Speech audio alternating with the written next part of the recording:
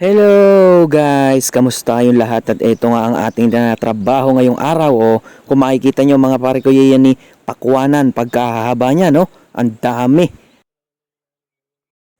Kailangan nga namin magtulong-tulong dito para lang maikabit itong mga plastic na to dahil talagang hahaba niya hanggang dulo.